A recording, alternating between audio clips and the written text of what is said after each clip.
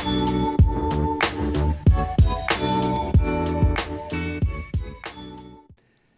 a warm welcome to another Good Morning Thailand, coming to you from, well, somewhere in Thailand. We've got people all over the country today. Let's start by welcoming our guests. Of course, we've got Bill Barnett back, some might call him a loudmouth. We'd also like to welcome to the studio Abel Wanamakok, who is sort of a local MC, entrepreneur, mother, more importantly. Welcome to the studio. Thank you. Thank you for having me. I don't know what I am at the moment yet, so you'll find out. We'll find out. There you go, exactly. And Just don't be loud. Just don't be loud. And from an undisclosed location somewhere in Thailand, we'd like to welcome Jet Gunther. Hi, Jet. Hello there. So, Jet, you're, of course, the sort of co-newsreader, the lesser important newsreader on Thailand News Today. What do you do when you're not doing news reading? Well, I also do videos about reviewing condos as well, so that's what I've been focusing on as well. I think some of you have already seen some of my videos on the Tiger channel. They're also published on my own personal channel as well, so I'm really excited about that project that's going on right now. And then I'm here to contend for loudest speaker. It's going to be tough. Get ready. Be loud. Be loud. You're also into like cryptocurrencies and stuff, aren't you? I am, yep. Okay, all right, great. Thanks for expanding on that. Well, you asked the question and I said it was a yes-no question. Are you making lots on that? Well, wouldn't want to say that online. The revenue office is watching. Don't think so. Jet, I'd actually like to start by getting a bit of dimension from you. You actually live along Sukhumvit Road in that sort of Tonglaw, Ekamai area, which is sort of famous for being the origins of the current outbreak, what they're calling the third wave of COVID-19 in Thailand. Allegedly, right? Allegedly. Can you tell us a bit about the area? Because, I mean, you do frequent some of these clubs in the past, and you know the area pretty well. Tell us your thoughts about it. I do frequent the area, and that's probably why you guys have me as far away as possible, not in the same room. Yes, exactly. Somewhere. Yeah. So, I mean, the area is known as like one of the top nightlife, dining, and just general hangout areas in Bangkok. Mostly among like more middle class to upper middle class Thai people. And so, yeah, I would say it has a lot of like really high-so upper class nightclubs and all like that.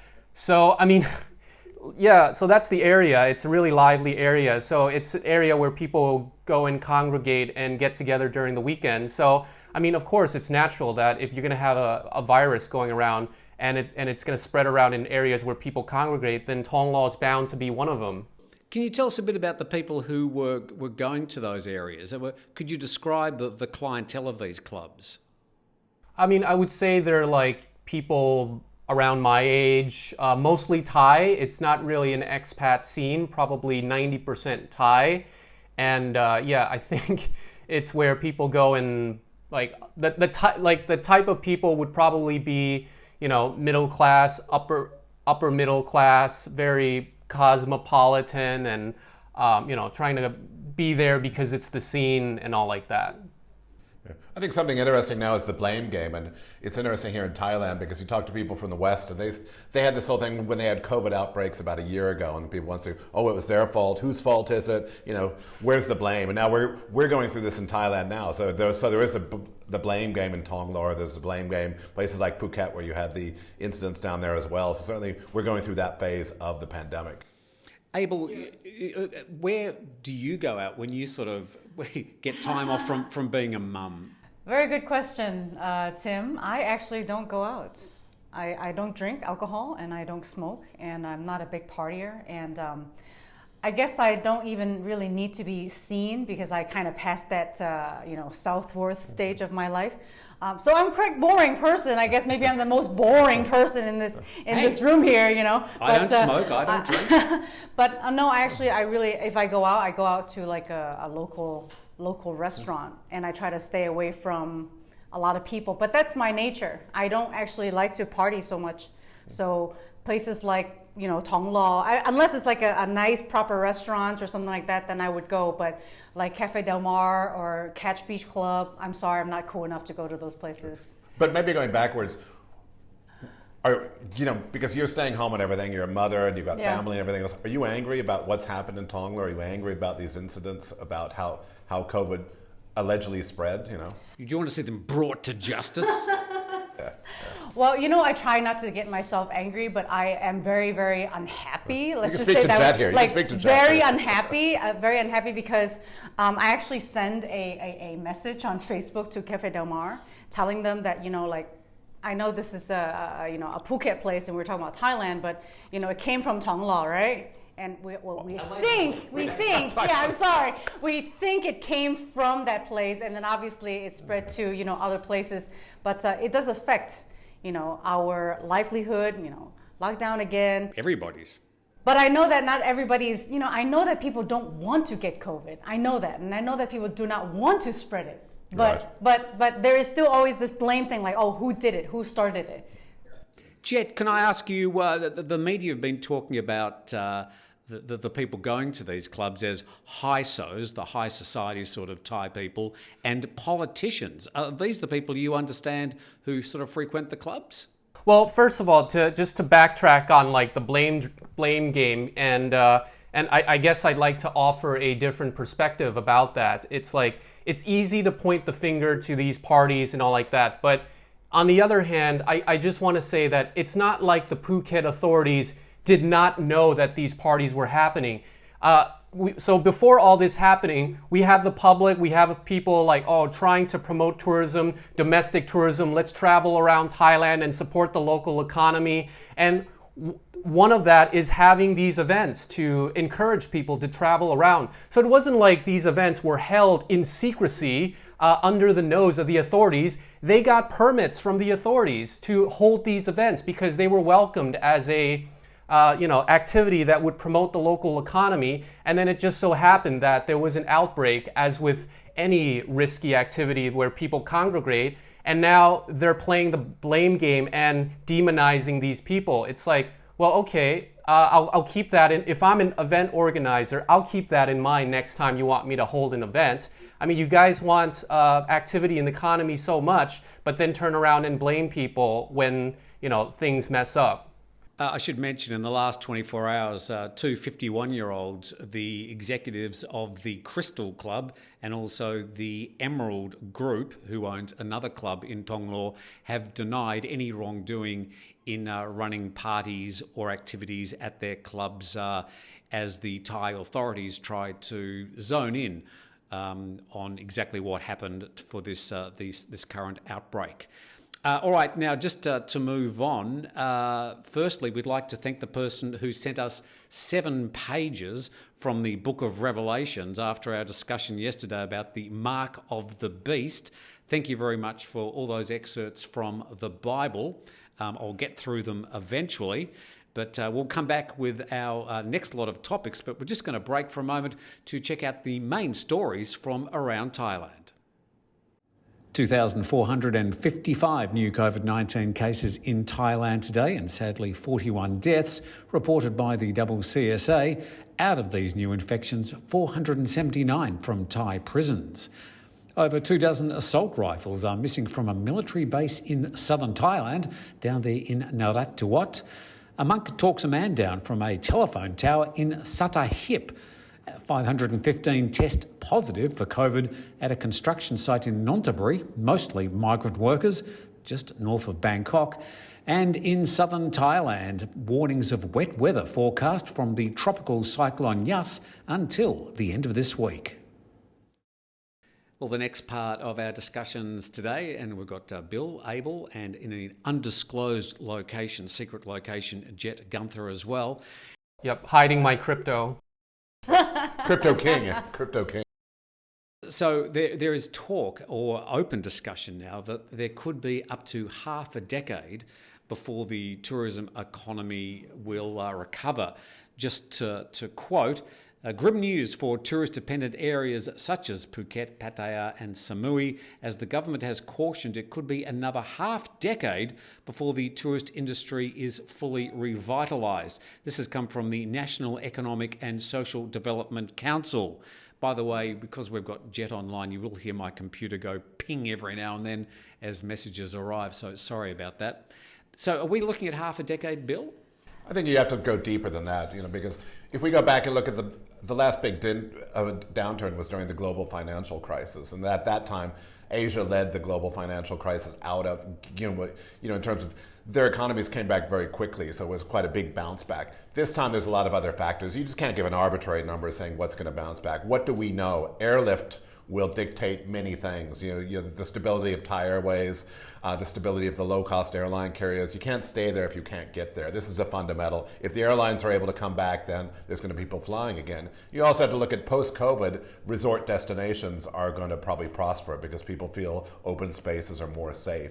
So destinations within Thailand, perhaps out of. Thailand has a large propensity more towards leisure travel than business travel. So that would weigh in that there'll be a bigger bounce certainly coming for Thailand as well. But you also have to look at regional economies. You have to look at places like over the past few years, we talked about it yesterday, China, the emerging middle class, certainly India, the emerging middle class. So these economies regionally certainly are going to bode well to how this economy is going to come. But I think what we know is we're at the beginning of a new cycle. Okay, we're going back to ground zero in terms of a new cycle for tourism. Do I think it's going to be 5 years? No, I don't. I think it's going to be quicker because, again, we're within 6 to 8 hours of a third of the world's population. We think the economy. But a lot of those populations can't come here at the moment.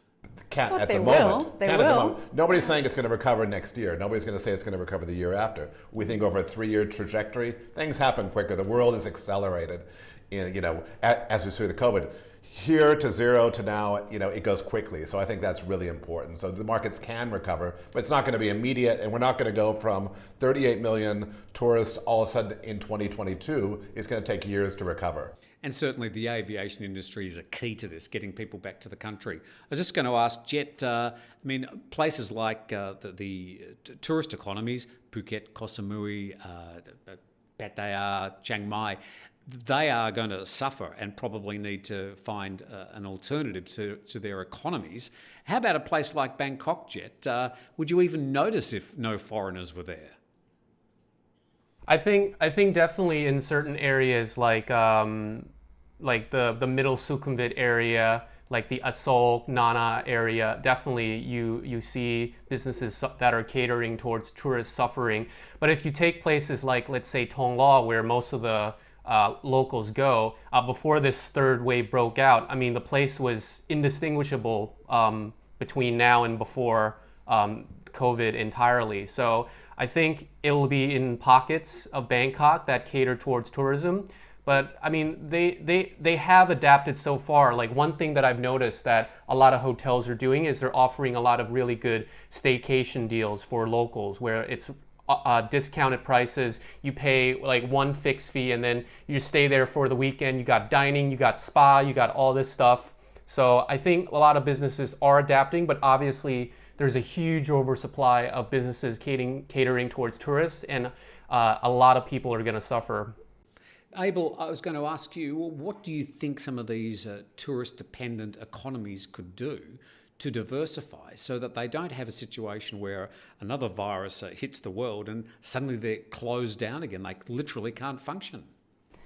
I think that there's a lot of limitations to what they could do unless they expand into other kind of businesses that is outside of tourism, because there are no tourism at the moment, right? There's a limitation to the amount of people that are injecting money into the economy. So you have to do something that is catered, obviously, just like what Jet said, right? Staycations and things like that, where my family would go and feel that it's still affordable to go to these, 4 or 5-star hotels without having to break our pockets like before that is catered to tourism. So if the hotel industry or the tourism industry wants to, expand into other types of businesses, and I don't think that there's a limitation what you can do if you're still in the tourism industry, but other types of businesses that can help support, I think one point back to Jet, actually, it's good and fine now for domestic tourism, but as soon as the country reopens and Thais are able to travel abroad, don't you think many Thais, certainly from Tonglor or from Bangkok, are going to want to travel abroad immediately,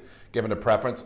Are they going to want to stay in Thailand, or are they want to go to Japan? Are they going to want to go to Italy? Or they want to go to France? Do they want to go to those dream destinations? Oh, 100%. They definitely want to leave the country. But likewise, vice versa, right? People outside of Thailand want to come back to Thailand. I mean, you even see this in the comment section in Tiger where, I miss Thailand so much, I can't wait to come back. All right, well, that's an interesting one. The government is now openly saying it could be up to half a decade before the tourists start coming back. However it happened, it is going to be a dribble. There's going to be a situation where is it the chicken or the egg? Are the businesses going to reopen to encourage the tourists to come back, or are the tourists going to come first? So it's going to be a very interesting, slow opening situation. Let's move on to our next topic, and a very interesting one yesterday from Singapore, where there's been a new breath test announced from a company called Breathonics. Let's start by having a quick look at their video. One only has to blow into a disposable mouthpiece attached to a breath sampler. A machine learning software analyzes the compounds that are present and generates results in under a minute. Breathonics says that its trial with the National Centre for Infectious Diseases is ongoing. It's also working with regulatory bodies as it continues to fine-tune the test to improve accuracy. So there we are. It's a 1-minute breath test that is using the BreFence technology, and we know it's been developed by this company Breathonics in conjunction with the National University of Singapore. Bill, this would be a game changer. So as we talked, we've talked many times after 9/11, people learned to re-travel. We're going to learn to re-travel after the pandemic, and these technology is certainly going to pace that, and anything that could accelerate. If you're able to go through an airport with a breathalyzer versus trying to get poked or getting something put up your nose or something else, exactly, it is a game changer for sure. Yeah, you see from the video that basically it's a breath test where you put your nose into a thing and it measures your COVID. 1 minute is it compared to 24 hours? I mean, that's a huge difference. Jet, do you see this as a real game changer if they introduce this technology at arrival airports? Oh yeah, 100%, right? I mean, if it's as effective as they say it is, then it is definitely a game changer, and that's why I think back to the previous story of people making forecasts like this it's just kind of irrelevant. These are just people sitting in rooms trying to justify their salaries. They don't know. Like us.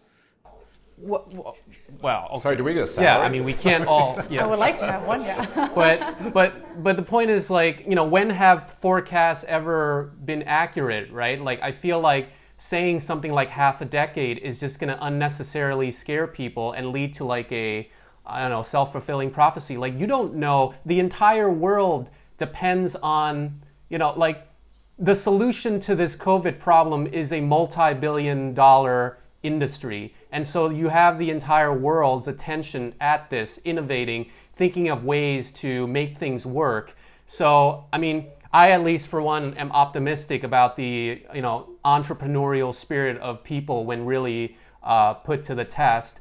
And this is one example of something that could really, return us to normalcy sooner. So yeah, I'm very optimistic about this, and I would not really pay so much attention to these forecasts and all like that, because you don't know what's going to happen next week. They could announce another game changer that could completely turn everything around. But actually, Chet, we do know. We have the 7 pages in the book of Revelation. So if it all fails, we're going to have the wizard from the That's sky right. come back. It's all written in scripture. It is the end of the Never world, mind. Right? May I add something? Actually Thailand people and the Thailand culture is that they like to kind of over forecast just so that they are more protected in, we said 5 years, but you see, we came back within a quicker time. And I really do believe that, just like what Jet said, the entrepreneurial spirit and the desire for people to travel, and also the lower cost of traveling too, is going to inject the economy. And everybody, I love Thailand, and I think most people who come here love Thailand too. And I really feel very optimistic about the future of Thailand. We had some 300 or 400 comments yesterday on our various media at the Tiger about various topics. Bill, you have got some of the responses you'd like to address. Well, we got a note from Frank Weston. He says, no airline in their right mind would allow passengers on board without vaccine. What do we say to that? The International Civil Aviation Authority have basically already said that coming out of this, they will be requiring their member airlines to ensure that people are vaccinated, which is going to be another talking point for the next 12 months. What do you think, Jet? I guess I'm not an expert on this. I think it would help with consumer confidence. I don't know the exact details, but these vaccines are not 100% effective anyway. They mostly just dampen the severity of the symptoms, or may turn you from having symptoms to being asymptomatic. So, I mean, I guess it's good to have, but I think also I guess you take this with a grain of salt, where the vaccine is not the end all be all. We're still going to live with this thing, right? It's still a virus that's not going to go away anytime soon. Well, it won't be bothering you anyway. You'll be in first class. Bill, what else have you got?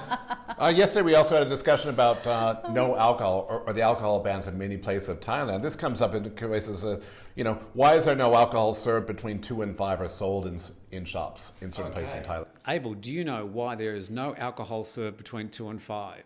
You're asking me? You're asking the person who doesn't drink alcohol, who is allergic to alcohol. Was that a problem before?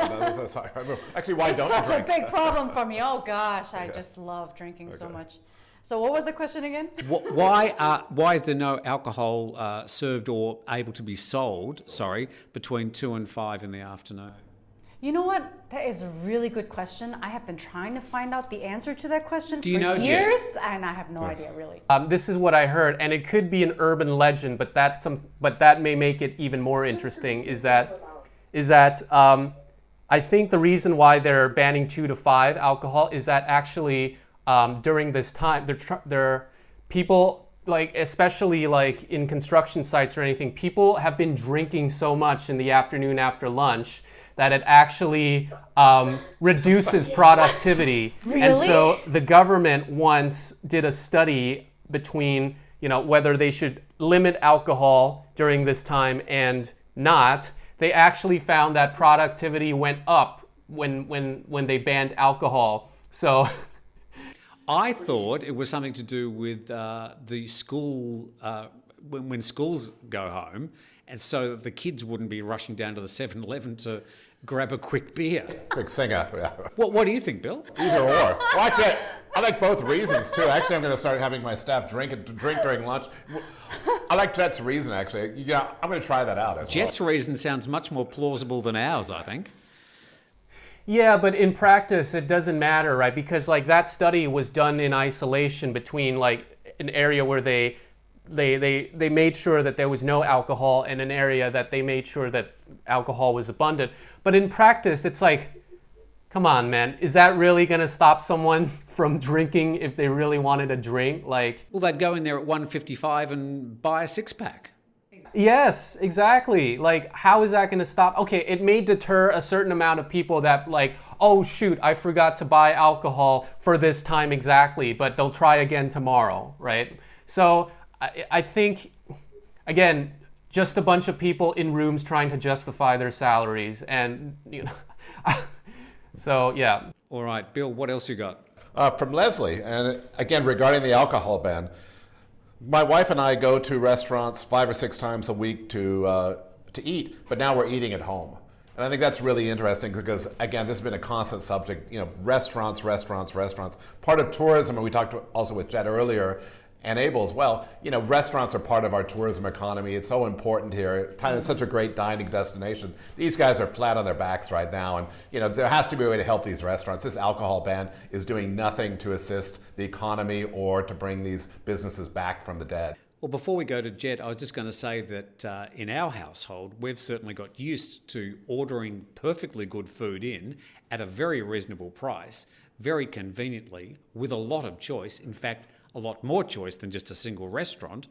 And I'm wondering if when all the restaurants open again and things return to some sort of normal, will we be going to the restaurants as much as we used to in the past? Have we got used to perhaps eating at home with these new delivery services providing an excellent service? Jet, what's happening in your household?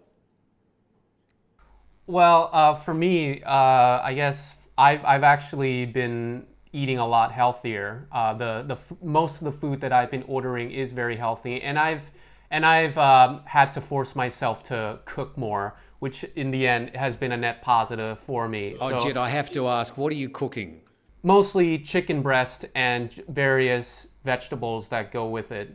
Vegetables in the microwave for 2 minutes. Tim, I know how to cook. I just know you don't. That was before COVID. Now I actually need to be. Now you're a sous chef. But I think Bill, you touched on this yesterday or the day before, where some people are actually becoming more healthy as a result of this, because I think they're mindful of the food that gets into their body, because of, they want to strengthen their immune system and all like that. But then on the other hand, there are people that just have no self-control and will just order pizza every day. And construction workers as well who are drinking in the afternoon. So yeah, exactly. So at least for me, I've been more healthier. And I guess to your question on whether this would change people's behaviors once things open up, I think I personally doubt it, because I think there's something to be said about dining out and getting together and eating that food fresh out of the kitchen served to you. I think there is value to that. I mean, Food Panda and home cooking has been around, since the beginning of, well, not the beginning of time, but for a long time too. So it's not necessarily like a total game changer. So I personally think, people will go back to dining because they miss that experience. And what's happening in the Wanamakok household? I think that contrary to not contrary, but I agree to some of what you guys are saying, is that people do miss going out, and they do miss, the experiences of being in a different place rather than and being stuck in our homes.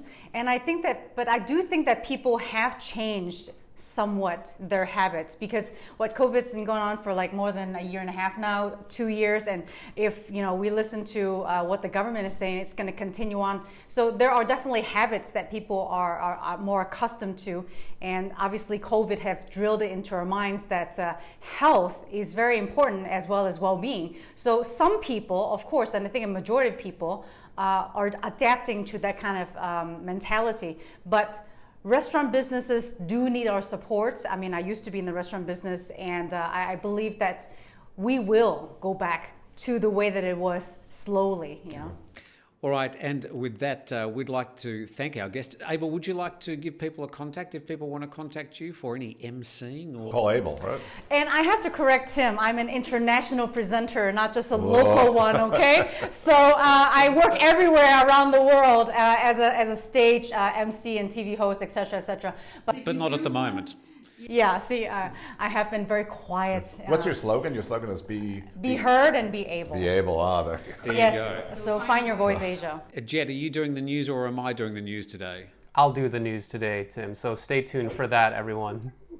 And you can watch Jet, of course, on Thailand News Today occasionally, and without the nice shirts. And also, he's presenting other things on the Tiger, and watch out for his cryptocurrency channel coming up soon.